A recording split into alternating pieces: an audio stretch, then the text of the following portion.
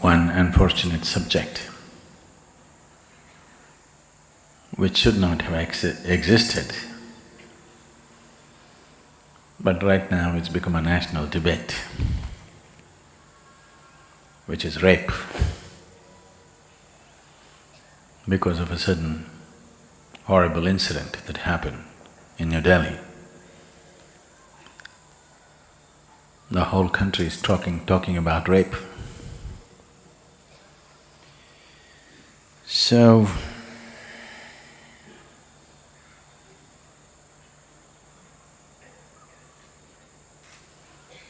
this needs to be understood, that though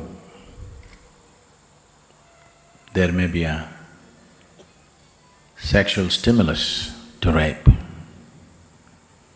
it is not about sexuality alone.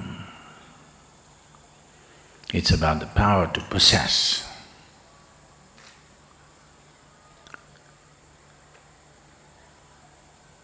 This wanting to possess comes from various things. One fundamental mistake that societies have done is somewhere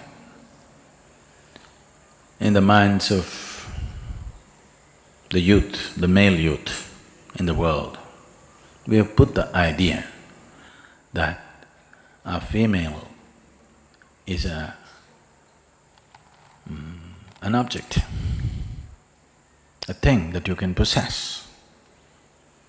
Either somebody's father can give you away, if he refuses, you can take it. It's still there, isn't it, in the background? Somewhere very deep in the psychological structure, there is an idea that a woman is a commodity. A commodity is…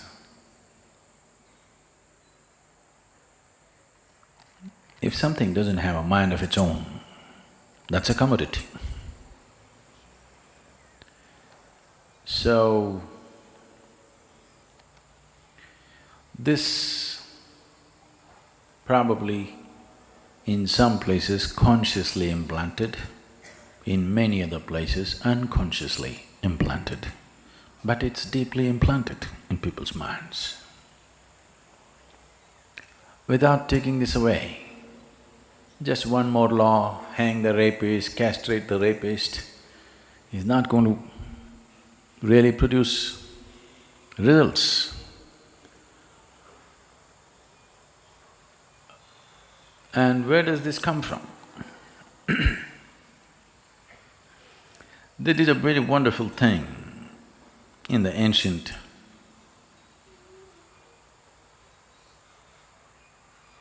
Bharat or India. The Hindu law proclaimed, a man cannot go to heaven without his wife. You must understand the significance of this. I want you to understand the significance of it. A few thousand years ago, in many ways today, the playing field has been leveled for man and woman not because of any great social evolution, but because of technology. The technological development which has made a woman being capable of participating in many global activities. If there was no technology, if it was a question of your physical strength which carried you from place to place, definitely a woman would be still very homebound. Not that she shouldn't be home, I'm saying being home is one thing, being homebound is one thing. Being home is nice. Being bound by home is a different thing.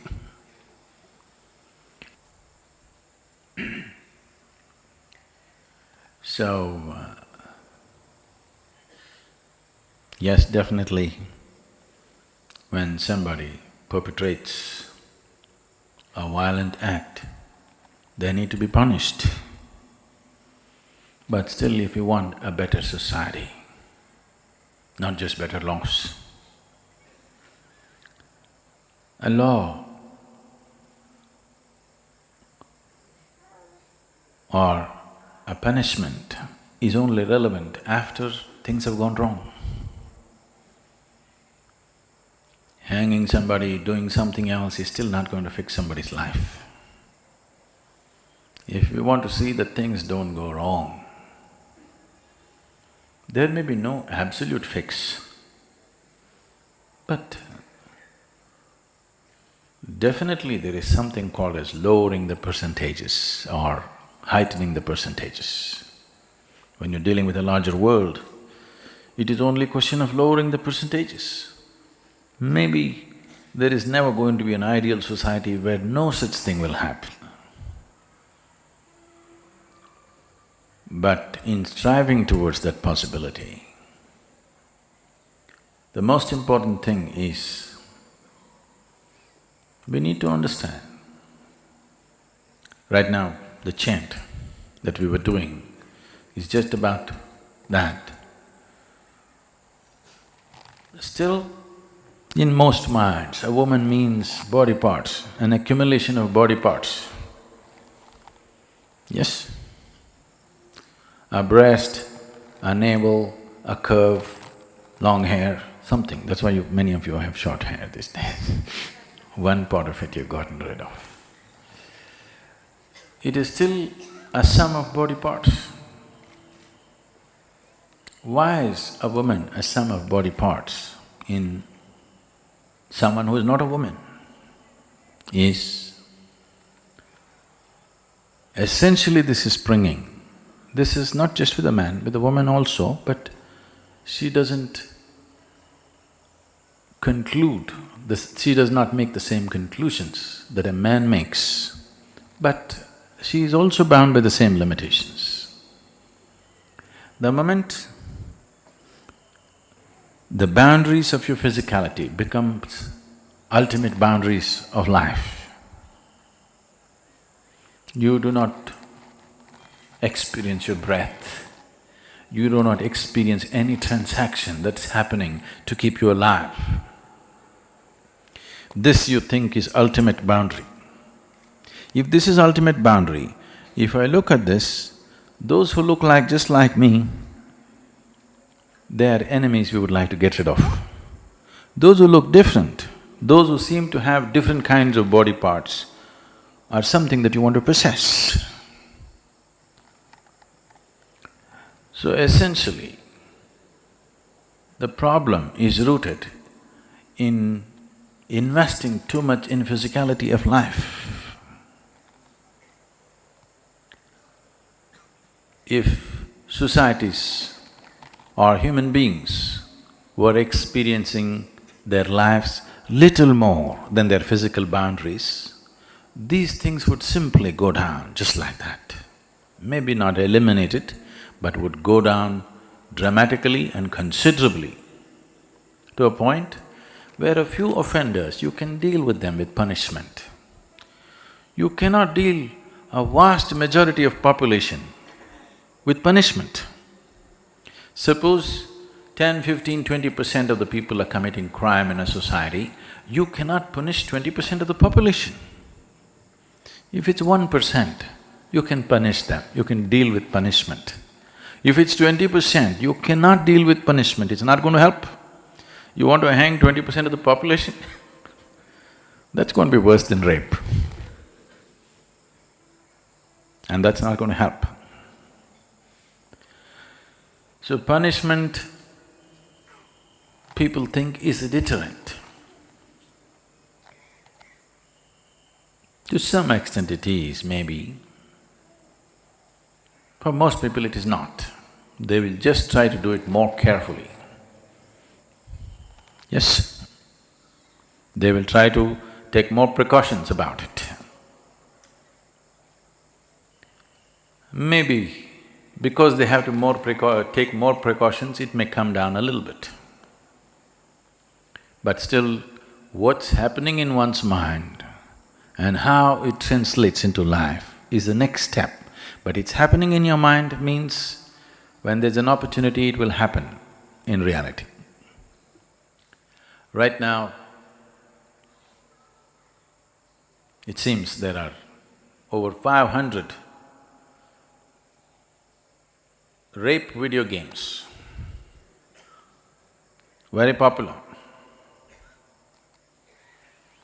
The video games go like this very popular video game goes like this. A mother with two daughters is in a railway station and the video game is about how to rape the mother. If you successfully do it, you'll get one of the daughters. This is a video game commercially being sold, bought in millions. Secretly, people playing these games in their homes or offices or wherever on their computers. We are nurturing a sick world and we expect it to not to happen in the railway station. It will happen. This time it happened in a bus and this time it happened in the capital city. So it's big news, the whole country and the media is on, fine. Attention was needed for this. But if it happened in somewhere, some local place, in some village, in some little town, it would be just one more statistic, or it does not even become a statistic because nobody reports such things. So, the important thing is, this is not about rape, this is about what kind of human beings are we raising. Commerce has taken precedence over humanity. Commerce is not about serving humanity. Humanity is serving commerce. It doesn't matter what you can sell. As long as you can sell it, you're doing great and you have to scale up. So, there is a lot of looking at that humanity has to do. One particular case of rape has brought the consciousness of the nation to a certain brink. Using this, it's time that we look at the essentials of life, whether the crime or violence or forceful acts are committed against a woman or a man or a child. It's the same thing. It's not… one is not different from the other. If we approve one forceful act, the other one will naturally evolve out of it. This must start from the home situation. If you can force feed your child, you can be forcefully sexed also tomorrow. I want you to understand this. This is how it starts. If you think you can force feed your child, force is okay. As long as you get to do what you want to do, then everything else follows. These are the offsprings of that. We don't want to attend or destroy the root, we just want to prune the surface because right now it hurts us. That is not a solution. It is disheartening to see on the national news channel, the discussion is, should we castrate them or not? So, today if you castrate a rapist, tomorrow you cut off the hands of a thief, cut off the head of somebody else who uses his brain. There is no limit to this is not the solution. Whatever sympathies you may have for the person who suffered, the victim, we must look for more profound solutions, more well-thought-out solutions, not simply reacting. Reacting to one violence with another violence is not going to breed a right kind of society. Now, is this in one society? It is not. It is just that in some societies the law enforcement may be little better. Don't think people are better, no. Law enforcement is little better, So it's little more contained in certain societies, little less contained in other societies. One way, yes, protection by law enforcement is needed, no question about that. But still, a transformation where law enforcement can be limited to a small percentage of criminals is the society we want to live in. We don't want a big segment of population being curtailed by law enforcement alone. If there is no policeman, they will do something else. It's a dangerous situation to live in. The statistics say that 96% of the rapes happen within the home. Law enforcement never ever gets involved in this. 96% of the rapes happen within the four walls of the house. So it never goes to the law. So this cannot be contained by law. Maybe the super violent rape like what happened in Delhi could be controlled to some extent by law enforcement, but not the other things. The fundamental thing is that you want to possess, humiliate and subjugate another human being. This is happening because of a certain level of inadequacy, a certain level of incompleteness within you, that only by possessing something, you will feel little better. Whether to fulfill this possession, you go shopping or you go raping. It's the same thing. Something is inadequate. You want to fulfill this by getting something. This will find all kinds of ugly expressions. Some of them you may think is harmless, but if you do this today and fulfill yourself, tomorrow you would like to step it up to something else and something else and something else. It will not stop at one thing. So the solution is not in just containing it, the solution is in transformation of the individual human being. And nobody is willing to invest any time or life to make this happen. Everybody wants an instant solution, go on the street, protest for 2 days and world will change. World will not change. If world has to change, first thing is willing to invest time for my own transformation. Only if you're willing to invest time for your transformation, you're willing to invest time for other people's transformation because you understand the value of what it is. If you're not willing to invest time upon your own transformation, where is the question of doing anything for anybody's transformation? If you do not know the value of what it is experientially, you will never invest.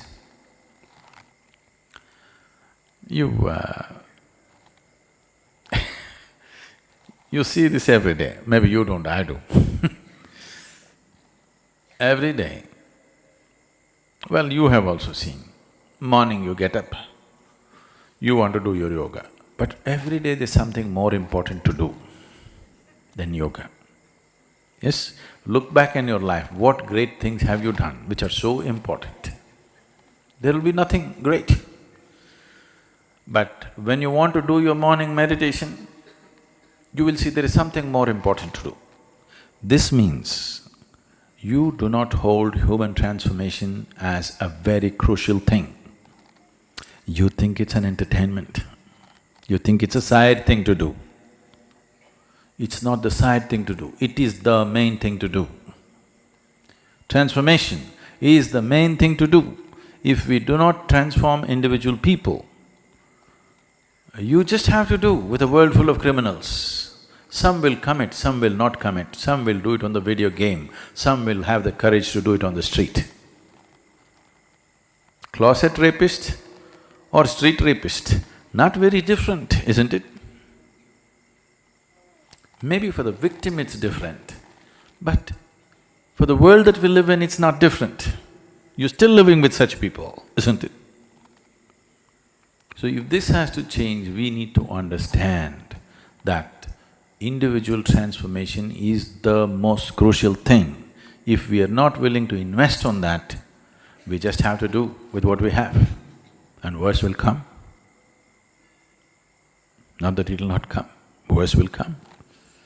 Every time there is no law in a certain place. Every time a war happens, what happens there? Apart from the killing, what happens there is worse than the killing. Almost everywhere. So, these are all the same people that you live with. These are your sons and husbands and brothers. They are so nice. But if nobody's watching them, they are something else. Transformation means just this, that who you are is not determined by other people's opinions or other people's presence. You are like this. Whether somebody is there or somebody is not there. This is the way you are. This is transformation. If in this direction, humanity does not make an investment, in this direction, if every parent does not invest upon their children to transform them into a more inclusive human being, inclusion just means this. Technically, to bring it down to very technical level, inclusion, don't teach it in the name of love, embracing the world, this and that. Inclusion just means this, that who you are is not limited to the absolute boundary of your physicality. It is little more. If it's little more, the very way you walk on this planet, the very way you breathe upon this planet, the very way you exist in this planet will be different, simply because your idea of who you are is beyond the boundaries of your physicality. If this one thing happens to the human being, suddenly he is different in every possible way. So, investing in a spiritual possibility, a possibility beyond one's physicality, is the only ultimate answer there is. But if you want long-term benefits, it's a long-term investment. Short-term, shoot the guy, hang the guy. Well, you will breed another 10 tomorrow. And don't think these rapists or whoever, some horrible creatures who landed from somewhere. Everybody has these drives, but many have cultivated a certain level of discretion where they will not allow their hormones, their urges and their longings to go beyond a certain point. Cultivating this discretion, some people naturally have it to a certain level, some people have a little less of it. Culturally, in terms of home situation, in terms of schools, if this discretion is not brought about, that an individual person is able to employ his discretion, it doesn't matter how hungry you are, how much you're longing, you're able to stop yourself at a point. If this discretion is not taught to every individual, if this is not cultivated, one drop of alcohol, they'll become animals. That's what is happening. Very nice people, one drop of alcohol, they're becoming like animals because their discretion is taken away. They were always animals, controlled. But once you remove the stopper, it goes away. So this is one way, but the more important way is to evolve this human being to a place where he is a being, he is not driven by his body alone. Body is just one aspect of him. If you close your eyes, your body should disappear. All the needs of your body should disappear. It does to some extent for everybody. To what extent is a question of how much have you invested. If you invest enough, if you close your eyes, this body and the ways of this body do not apply to you anymore. This needs to happen more than ever now, because humanity is on a certain threshold. We can either fall this way or that way. We are in numbers like never before. We are packed on the planet closer than ever before. If you're going to really sit close up with everybody upon this planet, it's very important that people next to you don't stink, isn't it? No? Yes or no? If each one of you were living in your own forest, desert or mountain, we didn't care how they smelled. So we're living very close up. World is getting more and more populated. So it's very important that people who sit next to you are clean and well-behaved, isn't it?